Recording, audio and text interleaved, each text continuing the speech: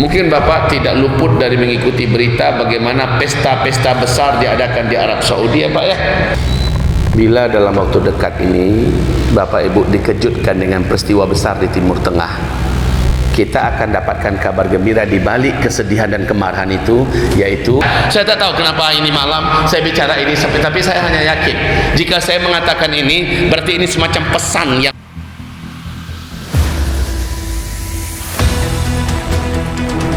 Masyiral muslimin, hamba-hamba Allah sekalian yang kami muliakan. Benteng terakhir eksistensi Islam untuk abad ke-20, ketika diawali abad 21, benteng terakhir ini satu persatu mulai rontok Pak. Apa itu benteng terakhir umat Islam? Bagi jalannya agama Islam dan diterapkannya syariat Islam. Yang dimaksud benteng terakhir itu adalah Makkah dan Madinah Al-Munawwarah sebagai kiblat umat Islam, sebagai dua tanah suci umat Islam yang hari ini dipimpin oleh dinasti Saud yang kita sebut dengan sekarang istilahnya adalah Arab Saudi. Hari ini bapak-bapak dan ibu-ibu, pemandangan yang kita dapati sejak 2017 memang sudah sangat jauh beda Bapak Ibu. Sudah jauh beda. Ketika Pangeran putra mahkota Pangeran Naif disingkirkan dan dikudeta oleh Pangeran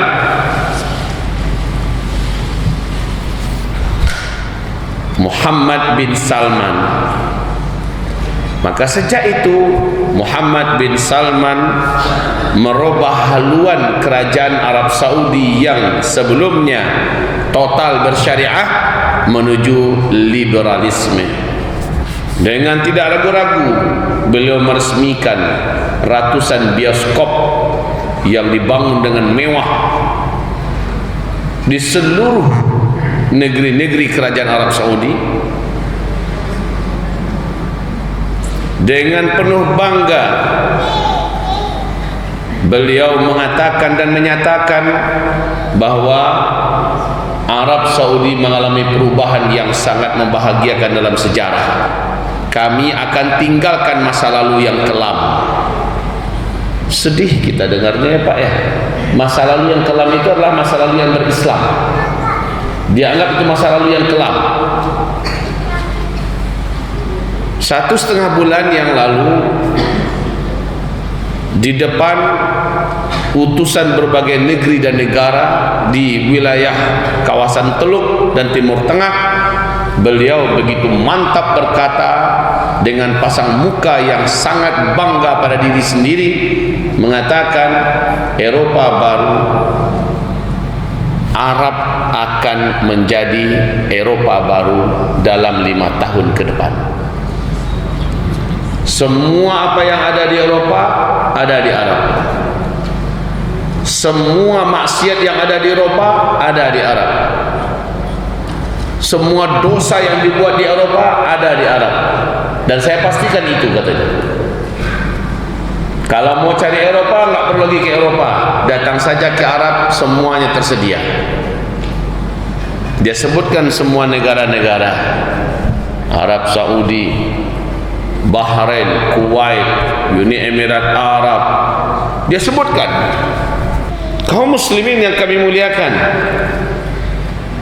tanggal 24 April 2021 di depan televisi nasionalnya, dan bisa dibuka di YouTube kalau mau,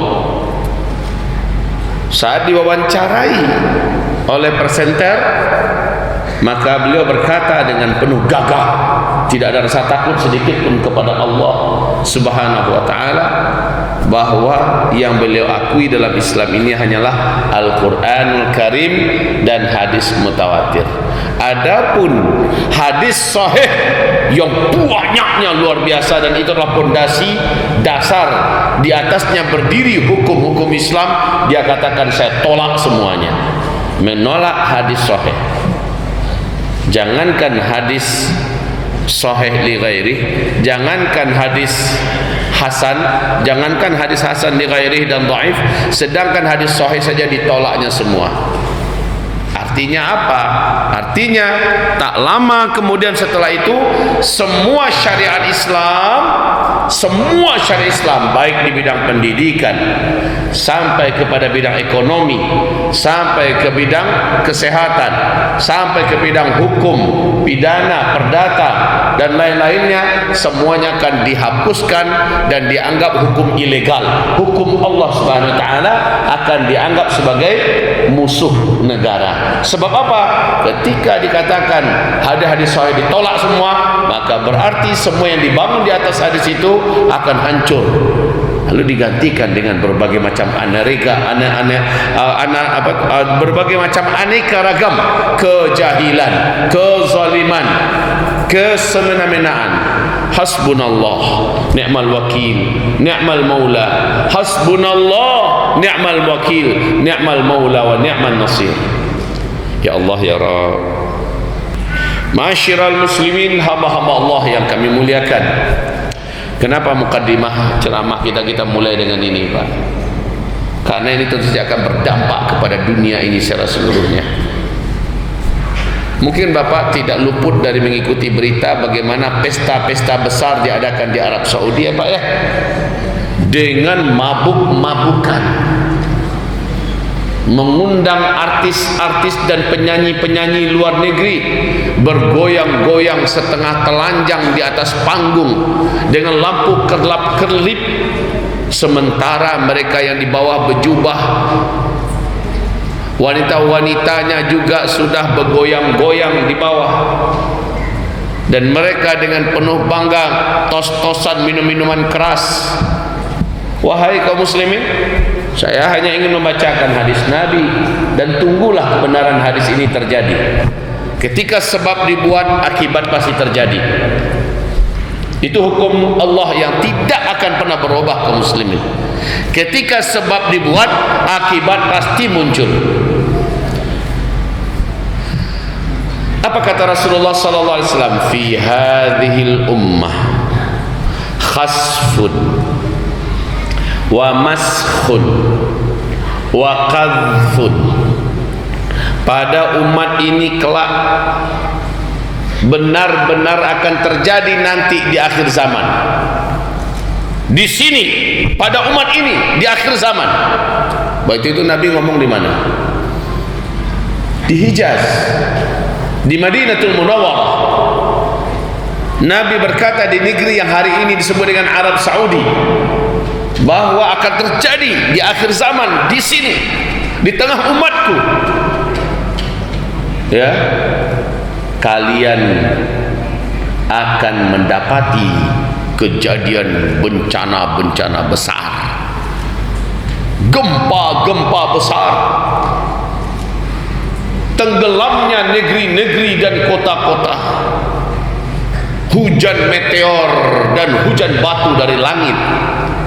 Qalu wa mata dzaka ya Rasulullah. Wahai Rasulullah, kapan itu akan terjadi? Kata Rasulullah, idza dhaharatil qainat, apabila kalian sudah mendatangkan penyanyi-penyanyi wanita, wal ma'azif, apabila kalian sudah mencintai, menyukai musik-musik, konser-konser musik raksasa apa dibuat, wasyuribatil khumur, apabila minuman-minuman memabukkan, barang-barang memabukkan sudah kalian konsumsi secara terang-terangan dan terbuka, saat itu kalian buat, saat itu bencana-bencana alam besar akan melanda muka bumi ini. Ini jadi hubungan kita sebutkan itu di sana karena akan berdampak kepada keadaan dunia setelah itu. Sejujurnya wahai Bapak Ibu, Bapak-bapak Ibu yang punya kepedulian dan punya iman di dalam dada dan dalam hati, sudah jengah melihat keadaan yang ada sekarang ini. Sudah jengah, baik di luar negeri termasuk dalam negeri. Kita susah nak mengurut dada.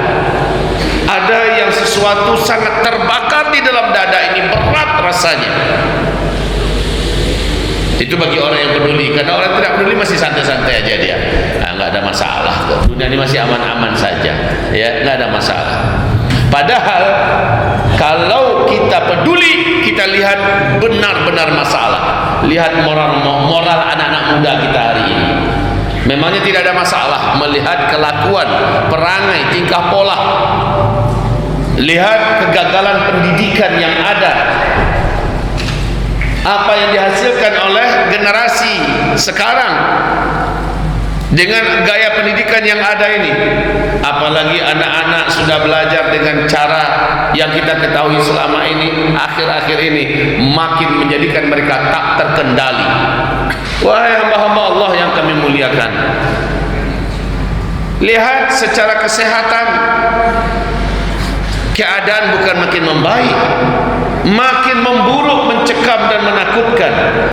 Ibarat Allah yang kami muliakan, di segi ekonomi kita benar-benar merasa tercekik hari ini, khususnya pengusaha-pengusaha, pedagang-pedagang muslim dan rakyat jelata benar-benar tertelungkup, Pak. Jatuh tapai. Itu keadaan hari ini, berat. Ke depan bagaimana kira-kira? Nanti saya jawab. Ke depan nanti saya jawab. Sekarang rasakan bagaimana bedanya dengan beberapa tahun yang lalu. Rasa lebih enak beberapa tahun yang lalu. Betul, Pak? Ibarat Allah yang kami muliakan. Oh, apalagi secara politik. Hari ini secara politik kita tak mampu bicara lagi dah. Tak tahu nak ngomong apa kita secara politik. Semraut, acak kadul, terobrak-abrik. Tidak tahu lagi kita mau milih siapa, mau buat apa. Ke depan itu masih ada enggak harapan buat kita? Setiap kali kita punya harapan, setiap kali harapan itu kandas dengan sangat menyakitkan. Betul, Pak? Wahai Bapak Ibu yang kami muliakan, kira-kira ke depan bagaimana? Oh, Buya, kayaknya kan gak selamanya badai itu akan menghantam. Pasti akan datang masa tenang. Fa inna ma'al usri yusra. Inna wa inna ma'al usri yusra. Itu pasti, Buya. Jadi bagaimana? Kira-kira ke depan aman insyaallah, Bu ya. Kondisi pasti akan stabil kembali. Amin. Ya, kita aminkan. Optimisnya bahasa orang-orang ini bawa ayat, kita aminkan. Amin. Mudah-mudahan iya. Iyo kandaknya. Kan begitu kan? Namun ayat ini secara umum tidak akan pernah berubah dan pasti benar. Akan tetapi Rasulullah berkata di akhir zaman, sebelum Islam menggenggam dunia, sebelum Islam memimpin dunia, keadaan yang kalian rasakan, berjalannya waktu ke depan terasa makin lama ke depan makin terasa berat, makin lama ke depan makin terasa berat, makin lama ke depan makin terasa berat.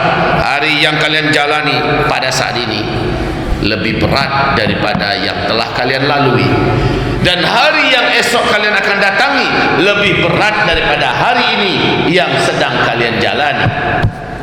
Di bidang apa? Di semua bidang, Bapak Ibu, di semua bidang. Kalau begitu badabuk-dabuk jantung awak rasanya ya, berdebar-debar rasanya jantung ini. Akankah kita kuat? Akankah kita selamat? Bagaimana dengan anak dan generasi keturunan kita? Bila sekarang saja kita seperti sudah bukan lagi berpijak di bumi yang sama, kondisi pada hari ini tidak mampu lagi untuk kita mengatakan kalimat apa, mengurut dada dengan rasa yang sangat sakit, panas yang tidak karu-karuan. Ini selama kita peduli. Dan kalaupun kita tidak peduli, pasti perkara yang sama tetap terjadi. Jadi kalau peduli, minimal ada sesuatu yang bisa dilakukan, Pak. Minimal doa pada Allah, minimal. Tapi kalau orang nggak peduli, dia tidak peduli, doa pun nggak penting baginya. Kaum muslimin yang kami muliakan, hamba-hamba Allah yang kami hormati, bapak-bapak dan ibu-ibu, pertemuan kita pada malam hari ini adalah mengajak Bapak Ibu untuk merenung semuanya, buat menyadarkan diri, membangunkan hati, dan tolonglah jangan lena lagi dengan dunia. Apa yang digambarkan dikatakan Rasulullah SAW sebenarnya 100% hak, bahwa Rasulullah bersabda sallallahu alaihi wasallam, iqtarabatis sa'ah wa la yazdaduna minad dunya illa hirsa. Ini benar sekali. Rasulullah bersabda, ketika kiamat semakin mendekat, maka keadaan umat manusia pada masa itu, mereka semakin selera dengan dunia, mereka semakin memburu dunia, mereka semakin cinta dunia. Semakin dekat kiamat, semakin hebat selera mereka kepada dunia. Wala yazdaduna minallah illa bu'da. Sementara hubungan dan kedekatan mereka dengan Allah semakin dekat kiamat, bukan semakin baik, tapi semakin hambar dan renggang. Solat sih solat juga, tapi tidak ada dapik Rasulullah. Zikir sih zikir juga, tapi hambar. Mau berdoa dah malas. Ada semacam tapasul, ya, rasa terpaksa saja. Hayya shalah, hayya shalah. Ketika panggilan itu datang, ala tibul waktu. Lah masuk waktu capek na waktu rasanya. Bukan alhamdulillah dah masuk waktu salat. Ya Allah, rindunya mau datang ke masjid. Ya, tak ada itu. Yang ada adalah dicapek na waktu kau. Lah azan lo balik. Bahkan ada sampai memakak si azan tu. Inna lillahi wa inna ilaihi raji'un. Wahai hamba-hamba Allah yang kami muliakan, yang kami cintai, makin dekat kiamat, kalian makin jauh dengan Allah. Hubungan dengan Allah makin renggang. Apalagi berkali-kali kita memiliki harapan-harapan positif dengan beberapa kegiatan dan agenda-agenda keumatan yang diadakan. Ternyata kita terhempas dan terhempas, seolah-olah Allah tidak menolong kita, seolah-olah Allah tidak bersama dengan kita. Akhirnya menjadikan sebahagian kita berburuk sangka kepada Allah Subhanahu wa taala. Sepertinya Allah tak sayang kita, sepertinya Allah tidak peduli dengan kita, sepertinya Allah Subhanahu wa taala memang meninggalkan kita. Ya sudahlah kalau begitu, saya juga ala kadarnya saja dengan Allah, dan tak usah lagi ngurus-ngurus agama, tak usah lagi ngurus-ngurus negara, tidak usah lagi sibuk-sibuk dengan apapun keadaan. Yang mungkar-mungkar sajalah, yang batil-batil sajalah, yang jahat-jahat sajalah, yang zalim-zalim sajalah. Saya mau sibuk pula dengan urusan saya. Orang-orang yang semacam ini adalah orang-orang yang tayas min rahmatillah, yang berputus asa dari rahmat Allah Subhanahu wa taala. Oh bapak-bapak dan ibu-ibu yang kami muliakan, saya minta ya Allah, jadikan tahun ini hamba dan keluarga hamba dan santri-santri hamba dan seluruh komunitas jamaah hamba, jadikan kami semua selamat ya Allah. Itu saja doa kami. Kami tidak berani mengungkap-ungkapkan, oh kaum muslimin 2022 akan terjadi petaka besar, kematian massal di seluruh dunia, akan terjadi begini begitu. Oh tidak, kami tak akan sebutkan itu, karena setiap perkataan punya konsekuensi. Lebih baik ngomong yang positif-positif. Positif-positifnya apa? Doa itu positif. Doa itu mengandung kekuatan energi positif yang sangat baik. Karena kita menyampaikannya pada Allah yang maha mampu memberikan solusi. Kita menyampaikannya kepada Allah yang maha mampu memberikan jalan keluar. Kita menyampaikan rasa khawatir, takut kita kepada Allah, bukan pada makhluk, dalam rangka agar Allah menyelamatkan kita. Kalau memang betul terjadi hal yang kita takutkan dan yang kita khawatirkan, kita sudah laporan dulu pada Allah. Jika itu terjadi, Allah, please ya Allah, mohon ya Allah, selamatkan kami. Itu yang diminta kepada Bapak Ibu dalam ceramah ini. Marilah Bapak Ibu, hamba-hamba Allah yang kami muliakan, bila kata Rasulullah hubungan orang dengan Allah semakin renggang, buktikan di akhir zaman kita beda. Sebenarnya ada isyarat-isyarat halus dari Rasulullah. Setiap kali Rasul menyebutkan hal-hal negatif di akhir zaman, umatku nanti di akhir zaman akan begini, umatku nanti di akhir zaman akan begini, akan begini. Isyarat positifnya, isyarat halusnya dari Rasulullah, lakukan pada dirimu yang bukan seperti itu. Umatku nanti makin rakus dengan dunia di akhir zaman. Sekarang kita buat kebalikan dari itu. Saya mencari dunia, saya tidak mau ketinggalan dunia, tapi demi Allah, ketika saya mencari dunia, saya dapatkan dunia, saya akan menangkan akhirat saya dengan dunia yang ada di tangan saya. Itu prinsipnya. Buat kita berbeda, Pak. Ketika Rasulullah mengatakan makin dekat kiamat, hubungan orang dengan Allah makin tidak mesra, buat kebalikannya. Biar itu kebanyakan umat Nabi tak apa-apa, tapi kita umat Nabi yang istimewa. Gitu Pak, kita umat Nabi yang istimewa. Ketika Nabi mengatakan hubungan kita renggang dengan Allah, kita berbeda. Letak bedanya gimana? Ketika orang-orang sibuk, hayya 'alas shalah, hayya 'alas shalah, panggilan azan datang, orang-orang masih santai, masih main, masih mota-ota, masih ngobrol, masih sibuk meeting dan sebagainya. Kita beda. Kita langsung tinggalkan kegiatan kita, tutup aktivitas kita, ya, maka langsung bergerak menuju ke masjid, dan kita ada di soft pertama. Buat kita beda, Pak. Ketika semua orang masuk ke masjid masih buka HP, kita tidak. HP kita sudah dari luar masjid, sudah kita matikan HP itu. Ketika semua orang habis sholat, bukan zikir dia, tetapi buka HP, ngelihat surat apa yang masuk, apa pesan baru dan sebagainya. Buat kita beda. Seolah-olah kita tidak punya HP, kita hanyut dalam kenikmatan zikir. Dan setelah itu kita salat sunat, lalu kita angkat tangan berdoa. Buat kita beda. Jadikan kita beda di akhir zaman ini. Ketika jam-jam di mana situ biasanya orang-orang sibuk menggali dunia, mengais dunia, saat itu kita sisakan waktu kita di pagi hari untuk bertemu lagi dengan Allah, melaksanakan ibadah duha minimal 2 rakaat, dan itu dengan gaya yang paling tenang, gaya yang paling khusyuk. Ketika semua orang hanyut dalam ambisi, emosi, cita-cita, ketamakan dunia, saat itu kita sedang di atas sajadah berdua-dua dengan Allah Subhanahu wa taala. Buat kita beda, Pak. Buat kita beda. Ketika semua orang hampir-hampir lagi tidak bergairah bicara agama, sudah tidak bergairah lagi untuk bela agama, kita tampil beda dengan orang-orang kebanyakan itu. Jadi buat kita beda. Sehingga Nabi berkata, tuba lil ghuraba, beruntung nianlah orang-orang yang beda nanti di kalangan umatku di akhir zaman. Beruntung mereka. Kenapa? Tuba itu adalah sebuah kawasan nan maha spesial di dalam jantung surga, di mana dia ditempatkan situ. Tuba itu adalah tempat di dalam jantung surga, maha istimewa.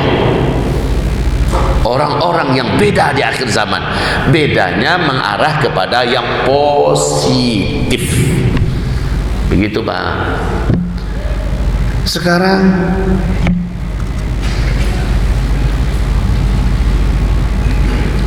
Masya Allah, jazakallah khair, barakallah fiik. Banyak minuman kan?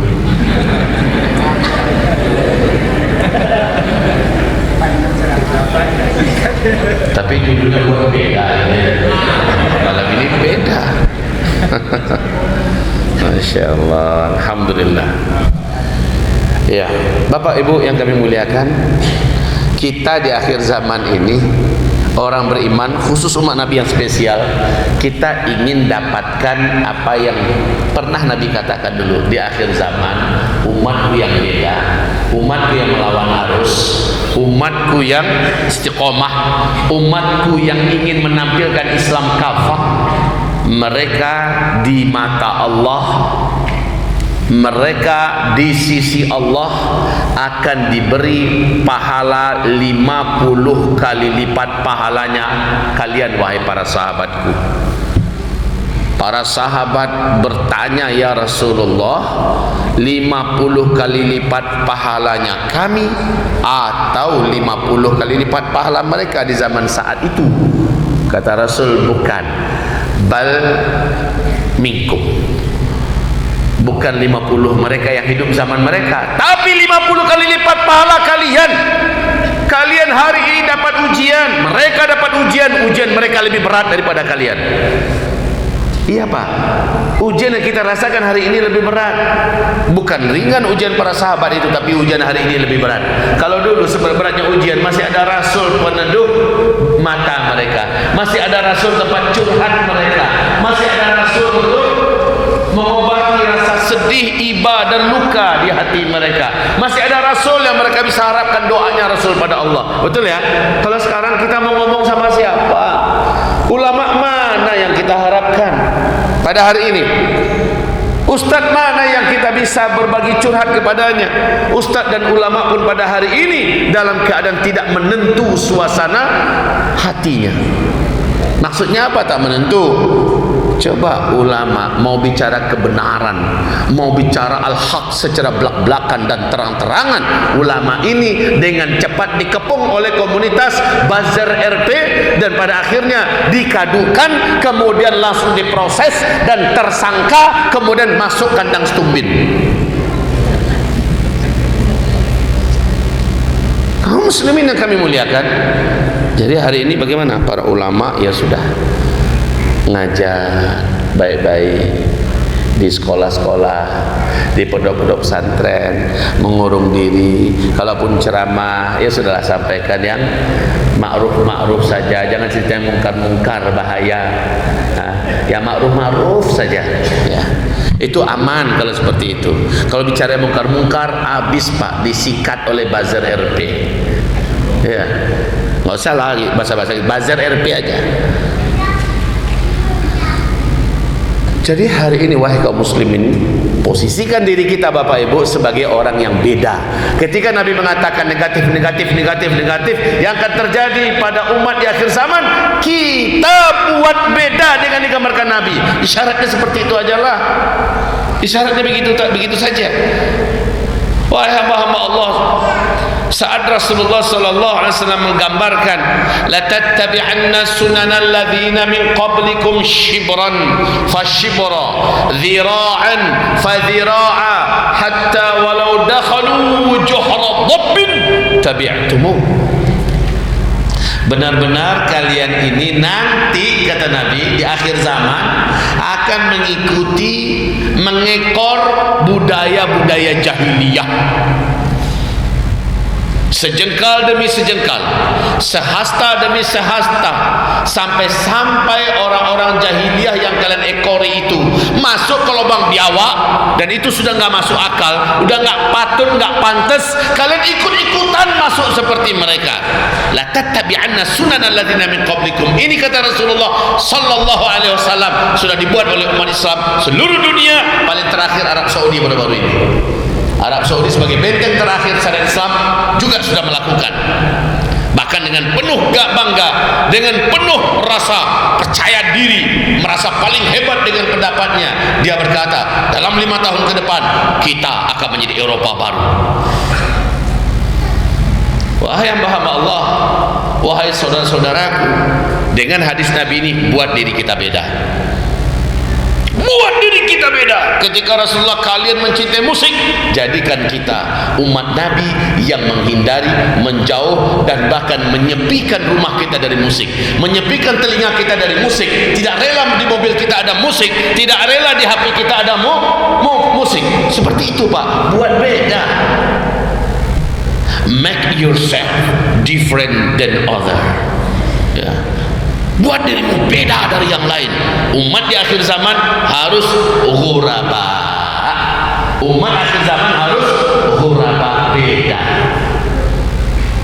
Ibarat Allah, hamba-hamba Allah yang kami muliakan, hari ini orang-orang trennya apa? trennya berduyun-duyun melakukan ini, berlomba-lomba melakukan itu, maka panduan kita bukan orang kebanyakan. Wa in tuti' aktsara man fil ardi yudilluka an sabilillah. Bila orang-orang kebanyakan yang nampak olehmu di muka bumi yang akan kamu tiru, mereka yang akan kamu contoh, mereka sesat, kamu ikut-ikutan sesat seperti mereka. Jangan ikuti mereka. Yang kita ikuti jelas. Bagaimana sih menurut Allah dalam Al-Quran, bagaimana sih menurut Rasulullah dalam hadis. Cukup, itu saja yang akan kita ikuti. Walaupun jumlahnya sedikit, walaupun jumlahnya sedikit, dan jumlah itu dianggap unik, aneh, asing, bahkan oleh para buzzer-buzzer RP, orang-orang munafikin di panggung atas sana mengatakan orang-orang yang betul-betul berkiblat jalan hidupnya kepada Al-Quran, orang-orang yang benar-benar dipandu gaya hidupnya oleh sunnah, dianggap sebagai radikal, dianggap sebagai ekstremis kanan, dianggap sebagai teroris, dianggap orang-orang yang rajin ke masjid sebagai cikal bakal teroris, yang good looking, wajahnya bersinar, wajahnya teduh dan bersih, rajin ke masjid, hafal Quran. Keluarga yang punya anak macam itu keluarga cikal bakal teroris. Ubi liha yang nyecik mode itu tuh. Tak apa, buat diri kita seperti apa yang musuh-musuh Islam katakan. Buat diri kita. Oh, mereka katakan kita radikal, biar silahkan kalian katakan kami radikal. Jika kami mengamalkan Al-Quran dengan penuh, jika kami mengamalkan sunnah dengan sangat penuh, lalu kalian katakan kami radikal, silahkan. Tak peduli bagi kami kata kalian apa. Yang kami peduli hari ini apa kata Allah kepada kami. Begitu Pak. Kalau kita takut dengan kata orang, kalau kita peduli dengan apa kata orang, kita tak akan menjadi muslim kafah di hari ini. Kita tak akan berani, ini di akhir zaman. Kalau begitu solusi yang terbaik adalah beranilah mengatakan, beranilah melakukan apa yang menurut Allah dan Rasulnya kebenaran. Beranilah katakan itu, beranilah buat itu, walaupun kita berbeda. Hadirin hamba-hamba Allah yang kami muliakan, ini yang pertama ya, ini yang pertama buat kita semua, buat ayah, buat bunda, buat saudara, buat saudari, buat adik-adik dan anak-anakku. Ini yang pertama. Jadilah kita di akhir zaman ini orang yang melawan arus. Bila tak mampu melawan arus, minimal teguh dan tegar di atas posisi kita. Jangan ke bawah arus, ya. Jangan ke bawah arus. Mesti beda. Itu yang pertama. Yang kedua, Bapak Ibu yang kami muliakan, di akhir zaman akan sangat banyak,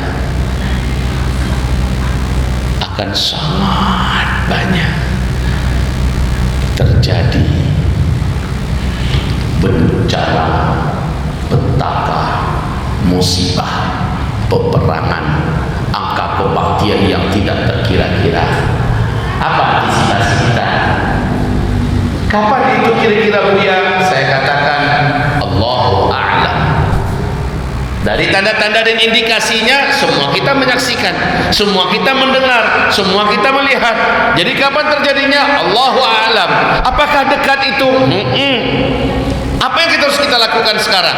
Saya hanya berani mengatakan, ayo Bapak Ibu, mulai dari sekarang Bapak Ibu pastikan Bapak Ibu sudah di atas sajadah di sepertiga malam terakhir.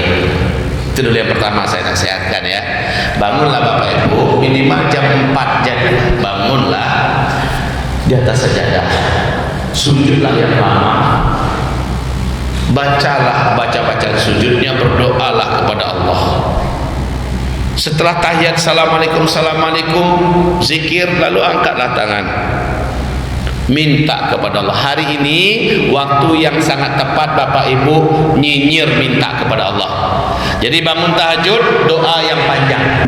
Tiap malam bangun tahajud, doa yang panjang. Tiap malam Bapak Ibu bangun tahajud, doa yang panjang. Seperti kata Imam Syafi'i rahimahullah, orang yang berdoa saat sepertiga malam terakhir seperti orang yang memanah kena tepat sasaran. Maksudnya apa? Pasti doanya makbul, mustajab. Jadi sekarang Bapak Ibu, bangunlah sepertiga malam terakhir, sholatlah tahajud, habis berzikir, berdoalah. Kalau belum bisa menangis tak apa-apa, tapi kalau bisa menangis jempol dua. Kalau bisa menangis jempol dua.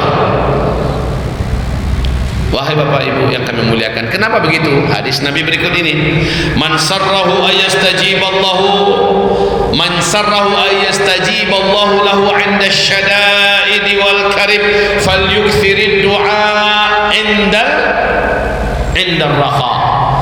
Siapa saja orang-orang yang ketika dia dapat bencana, dapat musibah, dapat ujian, dapat petaka, ketika dia sedang dalam kegoncangan dan bahkan ancaman kematian, dia berdoa kepada Allah. Sekali saja dia berdoa, langsung Allah turunkan jawaban, langsung Allah tolong dia, langsung Allah selamatkan dia. Nah, siapa orang yang ingin mendapatkan perlakuan istimewa tersebut dari Allah Subhanahu wa ta'ala, kata Rasulullah, hendaklah ketika suasananya masih aman, suasananya masih tenang dan santai, dia memperbanyak doa itu kepada Allah.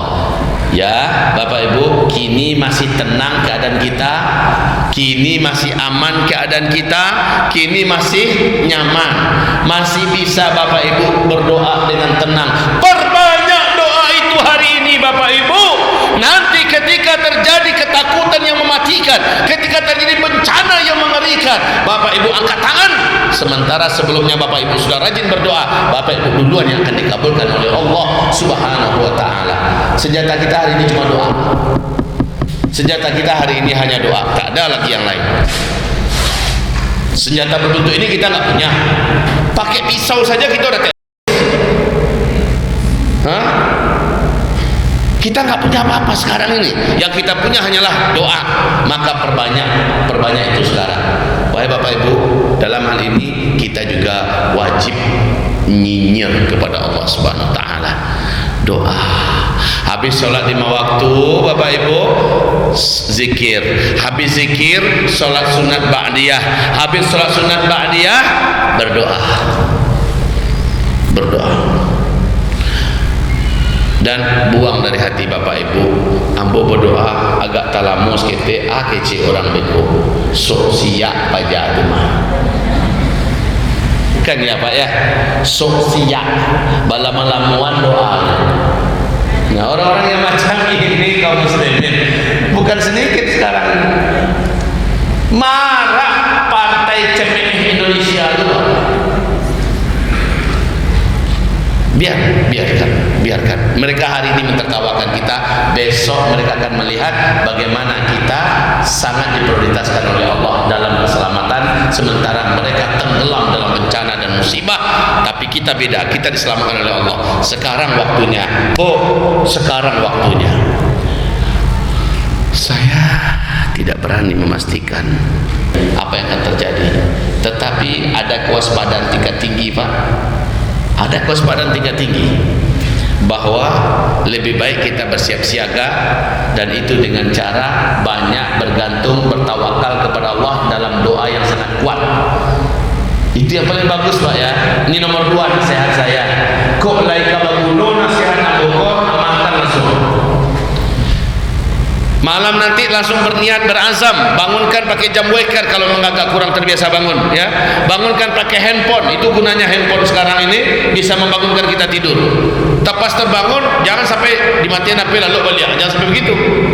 Tetapi betul-betul duduk, ingat, ini saat-saat terakhir saya bisa meminta keselamatan dari Allah. Pasti bahaya, hanya petaka, bencana, huru-hara, kematian, perang, dan sebagainya terjadi, saya berdoa langsung Allah selamatkan. Ingat-ingat itu baik-baik Bapak Ibu. Ajak-ajak anak Bapak Ibu. Yang ketiga, nasihat kami di kondisi sekarang, wahai hamba-hamba Allah yang kami cintai, yang kami muliakan. Kata Rasulullah apa? Umatku sibuk dengan dunia. Dunia yang Bapak Ibu genggam hari ini sebentar lagi akan dihabisi oleh Allah Subhanahu wa ta'ala. Dunia yang Bapak Ibu genggam hari ini akan dihabisi sebentar lagi oleh Allah. Nanti mobil-mobil ini akan menjadi kayak kotak-kotak kardus. Bumi terbelah merengkah, masuklah mobil-mobil kita dan harta kita.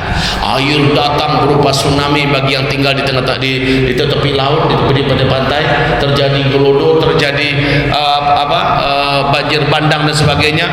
Hanyutlah bagaikan kardus-kardus mobil-mobil mewah kita.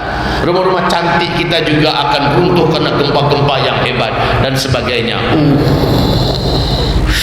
Membayangkan itu semua, Ustaz, Buya, bisa enggak jangan nakut-nakutin kami?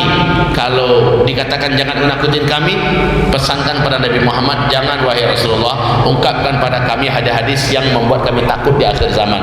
Karena sekarang yang akhir zaman itu kita. Katakan pada Rasulullah, ya Rasulullah, stop, jangan katakan itu kepada kami tak mau dengarnya.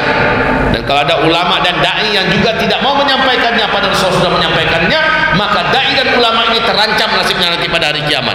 Walaupun tak banyak dai yang menyampaikan, Pak. Dan hamba Allah Zulkifli Muhammad Ali tidak berani menyebutkan waktu, tidak akan berani menyebutkan tanggal, hari, bulan tertentu, tahun tertentu, tidak. Tapi kami hanya menyebutkan tanda-tanda. Kewajiban kita apa? Siap siaga. Kan begitu, Pak. Kewajiban kita adalah siap siaga. Ibarat Allah yang kami cintai, berapa baru nasihat saya? 2 apa 3? Sudah 3. Karena waktunya sangat dekat sekali, maka kami pesankan kepada Bapak Ibu semuanya, harta Bapak yang ada sekarang selamatkan cepat. Selamatkan cepat, itu yang saya maksud ya. Cara menyelamatkan harta saya bagaimana? Cara menyelamatkan harta Bapak, kata Rasulullah sallallahu alaihi wasallam, berinfaklah kamu sebelum, ya, berinfaklah kamu sebelum di mana tidak akan diterima lagi infak-infak kamu. Ketika sudah terjadi berbagai macam kengerian, ketakutan, orang berinfak. Ambo ingin wakafkan tanah Ambo. Ketika manusia sedang dalam keadaan ancaman kematian, peperangan di mana-mana, orang mau wakaf tanah ketika itu. Tak ada lagi yang menerima, Pak. Pada di Suriah. Di Suriah coba cari siapa yang mau berwakaf tanah, ada yang terima? Tak ada. Orang semua dalam keadaan ketakutan. Oke, setelah Imam Mahdi muncul, Islam memimpin dunia, kekayaan melimpah ruah. Ketika itu orang-orang juga berlomba ingin bersedekah. Hari ini bersedekah 10.000, 50.000, 100.000. Berat, tetapi di zaman Imam Mahdi muncul, dunia dipimpin oleh Islam. Orang akan berwakaf, orang akan berinfak, bahkan berhadiah sebanyak 2 telapak tangan, genggaman tangan, emas menjulang. Dia berbagi hadiah kepada tetangga-tetangganya. Tetangga-tetangga menolak, terima kasih, terima kasih. Sebab apa? Semua orang kaya pada saat itu. Di akhir zaman, saat Islam memimpin seluruh dunia, semua orang kaya, semua orang makmur, semua orang sejahtera. Emas bertumpuk-tumpuk di setiap rumah. Tidak ada lagi orang yang mau menerima wakaf, infak, sedekah. Sekarang infak, wakaf, sedekah sangat berguna. Sebentar lagi harta Bapak akan binasa dalam banyak bencana dan musibah. Maka selamatkan cepat. Apa yang Bapak punya hari ini, selamatkan. Caranya bagaimana? Wakafkan untuk Allah Subhanahu wa taala. Wakafkan, infakkan, sedekahkan selagi bisa hari ini. Tinggalkan sebagiannya dan sebagian besarnya lepaskan cepat kepada Allah. Karena kata Rasulullah, maluka ma qaddamta wa malu ghairika ma akharta. Yang hartamu adalah yang duluan kau kirimkan kepada Allah, itu harta. Saya ulangi, maluka ma qaddamta, yang jadi hartamu, yang jadi milikmu, yang duluan kau kirimkan kepada Allah. Wa malu ghairika ma akharta. Adapun harta orang lain dan bukan jadi hartamu, walaupun kamu yang mencarinya, kamu yang mendapatkannya, kamu yang menguasainya, dan atas nama kamu di dunia ini, tapi kamu tinggalkan, kamu mati, kamu tidak bisa membawanya, kamu belum sempat mengirimnya, itu harta orang lain yang kamu yang akan dihisab pada hari kiamat. Kita mencari, kita yang berkurih, kita yang berhabisan, atas nama kita, mati kita, Pak, belum sempat kita bawa, belum sempat kita kirim ke akhirat, maka itu akan menjadi hartamu. Jadi harta orang lain, tapi yang dihisab nanti hari kiamat kamu. Ya, Bapak Ibu, yang akan terjadi di akhir zaman, hancurnya semua teknologi. Maka mobil-mobil, pesawat, semua kemewahan teknologi yang ada, tak ada lagi yang bisa dipakai. Jadi besi-besi rongsokan. Atau yang kedua, banyaknya bencana-bencana, semua kemewahan kita akan dibawa hanyut, akan dibawa tenggelam, akan dibawa hancur, dan kita dihisab nanti pada hari kiamat. Tapi kalau sempat kita lepaskan satu persatu untuk menolong agama Allah Subhanahu wa ta'ala, dia menjadi harta kita. Kalau dunia umurnya masih panjang, Allah jamin akan menggantikan kepada kita 10 kali lipat. Kalau umur dunia disingkat, kita puas.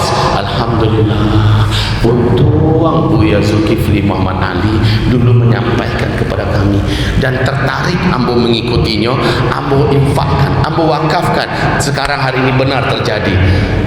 Benar hari ini terjadi. Alhamdulillah, sudah duluan saya wakafkan, sehingga dia menjadi pemberat timbangan amalnya pada hari kiamat, dan dia menjadi kebanggaannya nanti pada hari kiamat di padang mahsyar. Itu yang ketiga, Bapak Ibu. Itu yang ketiga. Yang keempat, dia ada 5 nasihat ya malam hari ini. Yang keempat, Bapak Ibu, jangan ragu-ragu Bapak Ibu pada hari ini. Pada hari ini mantapkan 100%, sekolahkan anak Bapak Ibu, cucu Bapak Ibu ke pondok-pondok pesantren. Jangan ragu-ragu. Bapak akan beruntung, ibu akan selamat, anak bapak ibu akan beruntung dan selamat. Masukkan mereka ke pondok-pondok pesantren. Yang pondok pesantren itu bukan untuk cari duit di situ, memang untuk menjaga generasi, memang untuk menyelamatkan anak-anak kaum muslimin, memang untuk mencetak calon-calon kader ulama. Itu niatan pesantrennya. Kirimkan anak-anak kita ke sana. Tolong Bapak Ibu takkan sanggup mengendalikan keadaan yang super jahiliyah sekarang ini. Bapak Ibu takkan sanggup mengendalikan anak Bapak Ibu hari ini, ya. Tidak akan sanggup mengendalikan lingkungan yang begitu rusak pada hari ini. Terlalu berat, wahai Bapak Ibu. Jadi supaya selamat, pastikan sampai ke tingkat SMA anak Bapak Ibu, minimal ya, sampai ke tingkat SMA anak Bapak Ibu dididik di pondok-pondok pesantren. Kuat dia. Ini akhir zaman masalahnya. Di akhir zaman. Toh kalau masa depan ini masih ada, dunia ini masih terbuntang dalam beberapa waktu ke depan, yang akan memimpin dunia masih Islam, tetap Islam, pasti Islam, karena begitu janji Allah dalam Al-Quran, janji Rasulullah SAW. Maka dengan ini Bapak Ibu tak boleh ragu-ragu. Saya masukkan anak saya ke pesantren sekarang. Dipastikan anak-anak yang berbasiskan agama yang kuat, mereka yang akan memimpin di masa depan. Itu ayat Allah dalam surah An-Nur 55. Jadi lingkungannya selamat, akhlaknya selamat, akidahnya selamat, ibadahnya terjaga, dan yang pasti masa depannya dijamin dialah yang akan mengurus dunia. Anak kita, Pak, kalau Bapak gamang hari ini dimasukkan anaknya ke tempat-tempat yang agama di situ hampir-hampir tidak diajarkan. Mungkin hanya sejam dalam 1 minggu, 2 jam 1 minggu, mau jadi apa anak kita, Pak? Sementara arus jahiliyah, arus yang membahayakan anak kita tidak mampu Bapak bendung. Jangankan di belakang Bapak, di depan Bapak saja berani dia menghabiskan waktunya berlama-lama di game. Itu ketika di depan Bapak main game dia, tapi di belakang Bapak entah apa yang ditontonnya, sehingga dia akhirnya mengerti perkara-perkara yang belum, bahkan 20 tahun yang akan datang baru dia boleh melihat itu. Kalau iya, itu pun haram, tapi dia sudah melihat di usia SD-nya, menjadikan anak-anak Bapak menjadi rusak. Jadi sekarang nasihat kami kepada Bapak Ibu, qu anfusakum wa ahlikum nara. Jaga dirimu, jaga keluargamu dari api neraka Allah. Masukkan anak-anak kita pesantren. Rumah kita bagaimana? Rumah kita isi dengan agama. Rumah Bapak Ibu isi dengan agama. Bawa anak Bapak Ibu sekarang, asal masuk azan, waktu azan, yang laki-laki ke masjid, yang perempuan tinggal dengan makmu, sholat di rumah. Kalau mau ke masjid juga, masjidnya dekat, nggak apa-apa, ayo jalan sama-sama masjid.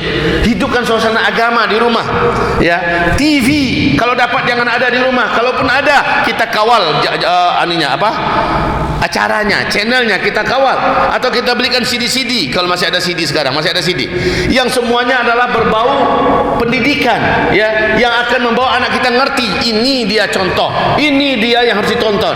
Itu pun jadwalkan, dan pastikan mereka tidak memegang handphone kecuali dalam pengawalan kita, di dekat kita. Kasih dia paling-paling 1 harinya setengah jam atau 1 jam, dan itu dekat kita. Ini Pak, ini nasihat kami yang keempat. Jangan tanggung-tanggung lah di akhir zaman ini. Terakhir penutup. Ibarat Allah, Bapak-bapak dan hamba-hamba Allah kami cintai, bila dalam waktu dekat ini Bapak Ibu dikejutkan dengan peristiwa besar di Timur Tengah, yaitu terumumkannya bahwa salah seorang di antara orang beriman yang paling kita cintai dibunuh, sementara dia figurnya tingkat dunia. Bapak merasakan gelombang kemarahan orang-orang beriman sedunia, figur itu dibunuh. Maka sikap Bapak Ibu ketika itu adalah bersiap-siaplah. Kita akan dapatkan kabar gembira di balik kesedihan dan kemarahan itu, yaitu keturunan kandung Rasulullah sallallahu alaihi wasallam di depan Ka'bah muncul untuk dibaiat oleh 7 orang ulama dunia. Saat itu menggemparkan dunia dengan cepat. Maka Bapak Ibu yang di sini, apapun caranya, ya, berusahalah berangkat ke sana, berikan tapak tangannya, bersalamanlah dengannya, nyatakan, aku menyatakan engkau sebagai pemimpin kami umat Islam seluruh dunia. Aku titipkan kepadamu pendengaranku, aku titipkan kepadamu ketaatanku, aku akan sami'na wa ata'na kepada engkau. Dialah Imam Al-Mahdi. Melihat daripada kondisi keadaan dan tanda-tanda gejala, beliau seharusnya sudah dalam waktu yang sangat dekat ini akan Allah hadirkan ke tengah-tengah kita, Pak. Kalau itu benar dan terjadi dalam waktu dekat, Bapak Ibu jangan sampai menolak. Karena Nabi berkata, saat Al-Mahdi nanti muncul, sepertiga dari umatku akan menolak kehadirannya. Sepertiga dari umatku akan menolak kehadirannya. Sepakat para ulama dalam ijma' mereka yang sepertiga itu murtad, batal syahadatnya, keluar dari Islam. Kenapa? Dia menolak kehadiran Imam Mahdi, padahal Imam Mahdi dalam hadis-hadis sampai ke tingkat mutawatir maknawi, perkara yang menjadi azam dalam akidah Islam dia tolak, maka Allah menolak imannya, Allah menolak syahadatnya, Allah tidak mengakuinya sebagai hambanya. Jadi jangan sampai Bapak Ibu termasuk yang menolak. Orang itu munculnya di depan Ka'bah, ya, laki-laki itu munculnya di depan Ka'bah. Nabi menyebutkan ciri khas kulitnya. Kulitnya, kata Rasulullah, gelap, berkulit gelap, coklat kehitam-hitaman, dahinya lebar, rambutnya ikal, sementara alisnya seperti bulan sabit, hidungnya mancung, tulang hidungnya lurus dan rapi, Pak, ya. Kemudian bibir atas, bibir bawahnya tebal, sama tebalnya, enak dilihat. Bibirnya agak lebar, giginya rapi, bersih, putih, tetapi jarang-jarang. Jarang-jarang maksudnya apa? Antara gigi dengan gigi yang lain bisa dimasukkan sehelai benang, ya, jarang-jarang, tidak rapat. Dagunya agak lancip, tetapi jenggotnya panjang dan indah. Dadanya bidang, perutnya, kata Rasulullah, six pack, ya, dadanya bidang, pinggangnya ramping. Dia tidak terlalu tinggi, tidak terlalu pendek. Dia saat itu muncul di usia 40 tahun, kata Rasulullah sallallahu alaihi wasallam. Dia memiliki kekurangan dalam mengucapkan huruf ra. Jadi kekurangannya kalau ngomong huruf ra dia agak pandai mengucapkan, agak teloh mengucapkan huruf ra, ya. Orang ini, wahai hamba-hamba Allah yang kami muliakan, pertama sekali dia ditangkap oleh para ulama yang sudah mengintai-intai kemunculan, karena tanda-tandanya adalah lengkap, ya. Maka ada ulama-ulama yang berdatang berbagai negara mengintai-intai, mengincar-incar. Apalagi setelah kematian salah seorang di antara orang yang paling berpengaruh untuk Islam dan kaum muslimin seluruh dunia, dicintai oleh orang beriman, mati, meninggal dunia dengan cara dibunuh. Maka sudah yakinlah ulama-ulama yang ada di Mekah bahwa pasti Imam Mahdi sudah ada di Mekah. Itu tandanya. Maka mereka pun mengincar, mengintai. Ketemu orangnya, ditangkap. Kamulah yang akan memimpin kami untuk keluar dari kejahatan yang saat ini menyelimuti dunia. Kamulah yang akan memimpin kami untuk keluar dari kezaliman yang hari ini menyelimuti dunia. Kamulah orangnya yang sanggup membebaskan kami dari segala beratnya beban hidup ini. Orang itu berkata, jangan kalian paksa saya, kalian salah orang. carilah orang lain, dan itu orang yang kalian cari bukan saya. Saya hanya mau tawaf di sini, lepaskan saya. Tapi para ulama ini dengan ciri-ciri yang begitu kental ada pada dirinya, tidak mau melepaskan, Pak, tidak mau melepaskan, dan diajak bersumpah sampai pada klimaksnya. Apa kata para ulama ini? Bila engkau tidak mau untuk kami baiat, demi Allah engkau tanggung seluruh dosa-dosa orang-orang zalim yang menzalimi Islam dan kaum muslimin hari ini. Engkau yang tanggung, karena kata Rasulullah, hanya engkau yang mampu melepaskan ini. Jika engkau tidak mau, engkau tanggung semua dosa-dosa mereka. Tamanuang beliau, ya, tamanuang beliau. Sementara beliau sendiri betul-betul merasa tak mampu karena dia tidak punya keahlian dalam politik nggak ngerti, keahlian dalam perang nggak ngerti, keahlian dalam kepemimpinan nggak ada pengalaman, ya, keahlian dalam melepaskan cengkraman ekonomi dunia yang terhempas dia sama sekali bukan pakarnya. Jadi di bidang apapun dia nggak ahli. Dia paling-paling hanya mengerti tentang ilmu syar'i, paling-paling dia hanya orang yang paling tinggi budi dan akhlaknya, paling hebat ibadahnya, itu yang dia punya. Tapi yang lain-lain dia tidak ada. Sehari ini dia diminta untuk memimpin dunia, melepaskan diri daripada cengkraman kejahilan dan kezaliman yang ada. Makanya dia tidak mampu, makanya dia tidak mau. Tapi dengan paksaan dan tekanan para ulama ini, akhirnya dia berkata, lepaskan saya, izinkan saya untuk bermunajat sepanjang malam ini kepada Allah.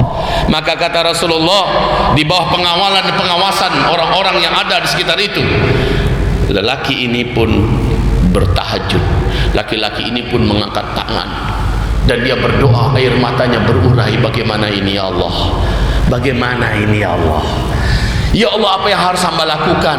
Fa aslahahu Allahu fi lailah. Lalu Allah pun menobatkannya dengan membekali segala kemampuan kepadanya. Dalam satu malam Allah upgrade dia sehingga dia sanggup untuk menjadi pemimpin besar.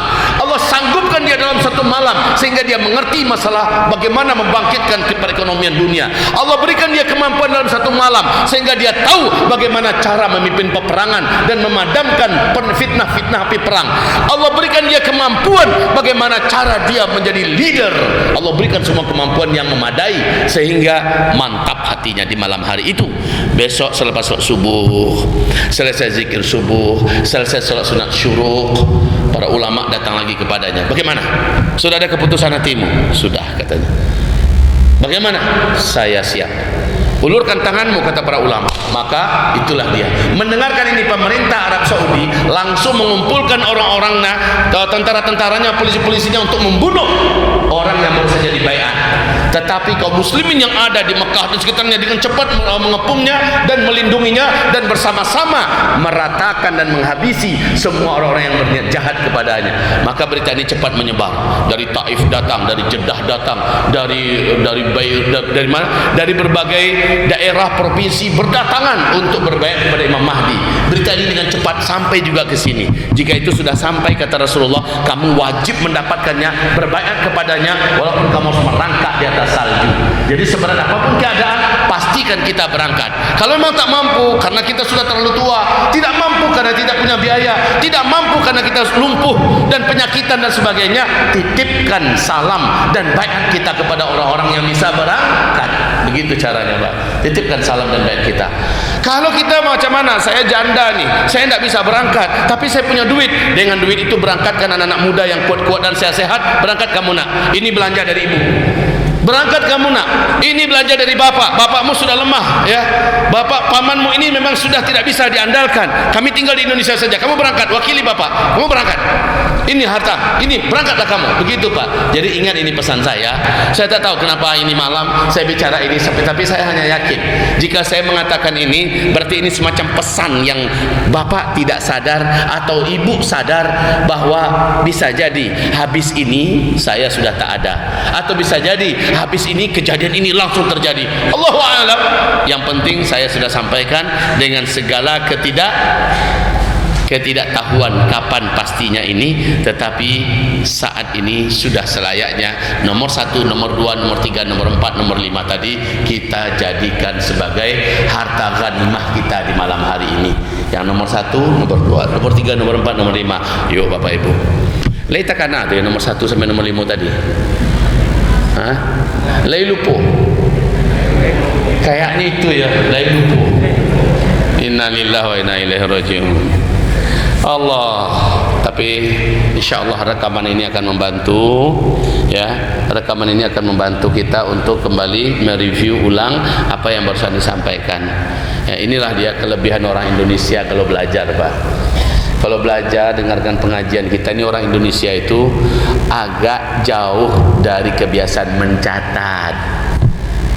Bapak tahu bagaimana Imam At-Tirmidzi, salah seorang perawi hadis, dia saat duduk di depan gurunya, pasti Imam Tirmidzi melihat teman-temannya semua membawa buku, kertas, pena, mereka nulis. Semua yang dikatakan gurunya dia tulis. Bersemangat mereka nulis. Imam Tirmidzi karena dia fakir, dia hemat kertas dan dia hemat pena. Yang dia tulis yang betul-betul penting saja. Karena dia sering tidak menulis, gurunya akhirnya bertanya kepadanya, Tirmidzi, teman-temanmu yang lain semuanya nyatat, kenapa kamu lebih banyak mendengarkan menyimak? Apa katanya? Tuan Guru yang mulia, saya hanya mencatat apa yang belum saya hafal dari yang Tuan Guru sampaikan. Jadi dari sekian banyak saya sampaikan tadi, kamu sudah hafal semua? Alhamdulillah Tuan Guru, ya. Yang saya belum hafal, yang baru bagi saya, baru saya catat. Wah, nampaknya di Indonesia aku level-level Imam Tirmidzi saudara lah hafal saudara ya. Seluruh yang disampaikan hafal, tidak perlu ditulis lagi. Bukan nyindir. Ya, kenyataannya seperti itu. Pas ditanya, letakkan dari Bapak Ibu akal jiwa tadi. Mantap gaji, mantap. Apa itu isinya?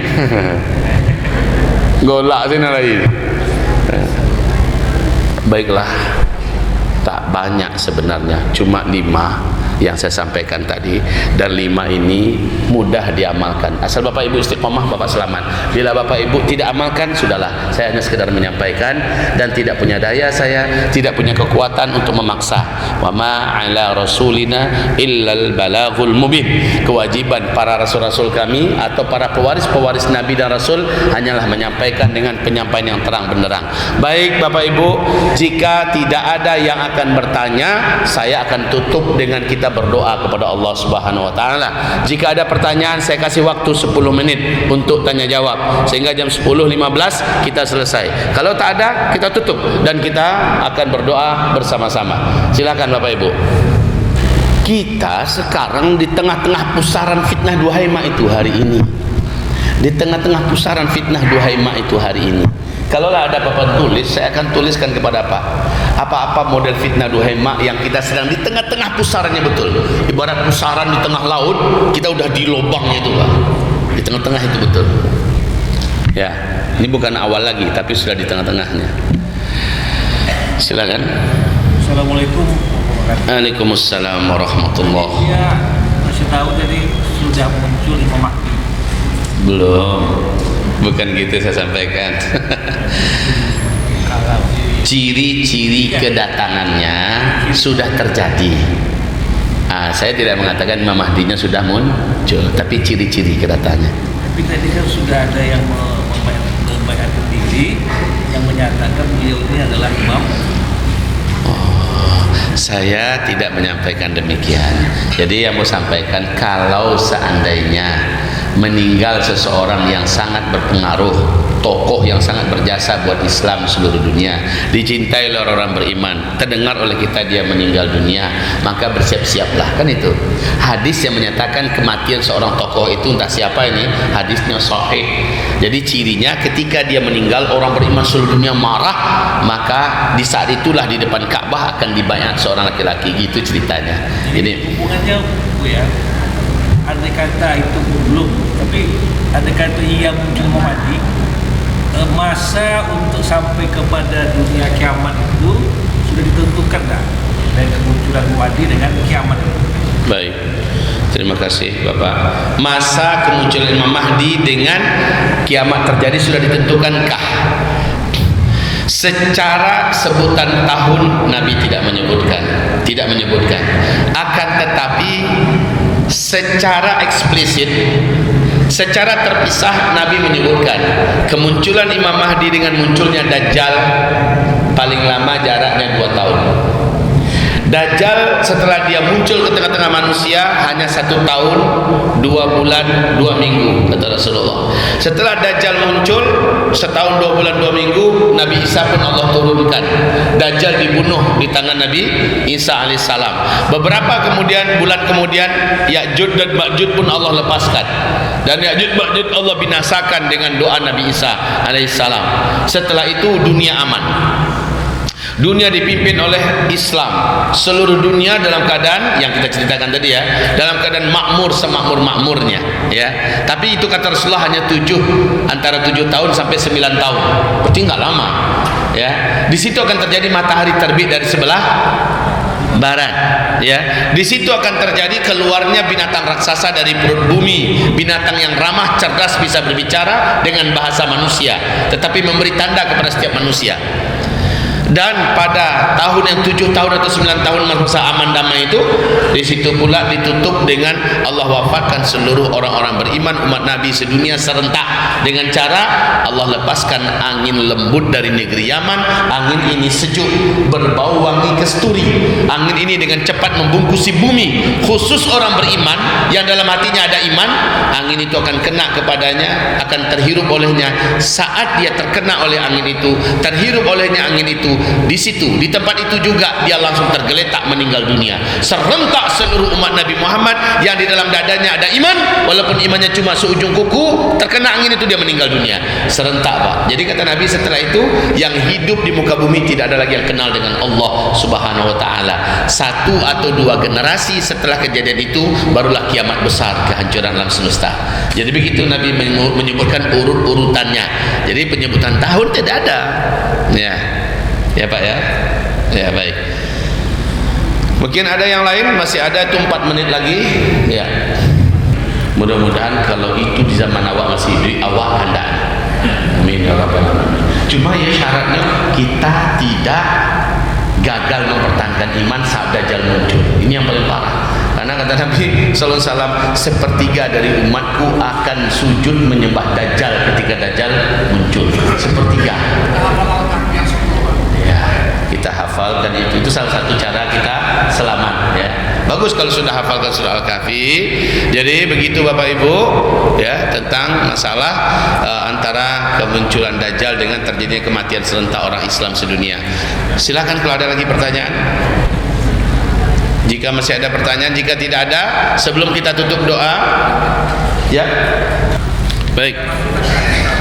Masuk Pak. Jadi perang dunia ketiga ini, kalau dalam analisa kami para pengamat dan hadis-hadis dari hadis fitnah akhir zaman, dia masuk dalam istilah sebutan Nabi SAW dalam sebutan perang Malhamah Al-Kubra, itu perang Armageddon. Itu adalah perang ketika dunia sudah tidak lagi menggunakan teknologi. Itu perang Armageddon, perang bersama Imam Mahdi melawan dunia barat, dan seluruh dunia barat dikalahkan dengan sangat hebat oleh Imam Mahdi dan orang beriman di belakangnya. Itu perang Armageddon. Nah, perang dunia ketiga ketika teknologi masih ada. Perang dunia ketiga ketika teknologi masih ada. Nah, iya, sebelum Imam Mahdi muncul. Jadi dalam hal ini, di mana tadi subuh tadi kalau nggak salah saya sampaikan, pagi tadi ya waktu doa, ada saya sampaikan Pak, dalam perspektif hadis Nabi berkaitan dengan Imam Mahdi, yang kami pahami, kami bagi persentasenya, bahwa Imam Mahdi muncul terlebih dahulu ketika teknologi ini masih ada. Itu peluangnya 20%. Yang maha tahu dan paling benar tahu hanyalah Allah Subhanahu wa taala, pastinya bagaimana. Tapi menurut kami Pak, 20% hanya peluangnya Imam Mahdi sudah muncul ketika teknologi masih kita nikmati sekarang. Yang menghancurkan teknologinya apa? Secara mendadak. Yang menghancurkan teknologi secara mendadak adalah hantaman meteor dari ruang angkasa yang datang secara tiba-tiba. Itu ya. Nah, 80% peluang Imam Mahdi itu muncul setelah teknologi tak ada. Kenapa demikian? Karena kata Rasulullah, ketika Imam Mahdi muncul, kalian saat itu akan berperang bersamanya, sudah menggunakan panah, sudah menggunakan tombak, sudah menggunakan pedang, kendaraan kalian kembali kepada kuda, kata Rasulullah sallallahu alaihi masalah. Ya, itu peperangan bersama Imam Mahdi nanti. Manusia di seluruh dunia di perang Armageddon, Rasulullah mengatakan kalian membawa pedang-pedang terbaik kalian. Sementara Rum, Eropa, orang Barat juga membawa senjata-senjata terbaik mereka, dari tombak kata Rasul, dari pedang dan panah. Berarti sudah perang manual, ya kan? Ya Pak ya. Nah, jadi seperti itu. Ya. Silakan kalau masih ada. Oke. Namun walaupun begitu Bapak Ibu yang kami muliakan, selagi kita masih merasa hidup belum sampai ke tingkat yang kita sampaikan barusan ini, karena itu terjadinya kayak tsunami itu Pak, datangnya tiba-tiba ya, kayak tsunami datangnya tiba-tiba. Jadi sebelum itu terjadi, nasihat kami kepada Bapak Ibu, kepada kita semua adalah apa saja perkara positif yang mungkin 10-20 tahun yang akan datang baru bisa kita nikmati kebaikannya, baru bisa dinikmati oleh umat kebaikannya. Hari ini Bapak masih bisa melakukan pondasinya, membuat gerakannya, merancang dan melakukannya, lakukan hari ini. Walaupun menurut hitung-hitungan bisa jadi tahun ini, tahun besok istilahnya kan Pak ya, tetap saja apa hal yang positif yang bisa dilakukan hari ini, buahnya 20-30 tahun yang datang enggak masalah, buat dan lakukan hari ini. Persis seperti kata Nabi, walaupun besok mau kiamat, hari ini masih ada 1 butir biji kurma di tanganmu yang bisa kamu tanam hari ini, tanam hari ini. Walaupun Nabi tahu berbuahnya 4-5 tahun yang akan datang, hari ini masih bisa ditanam, bisa tanam hari ini. Begitu Pak.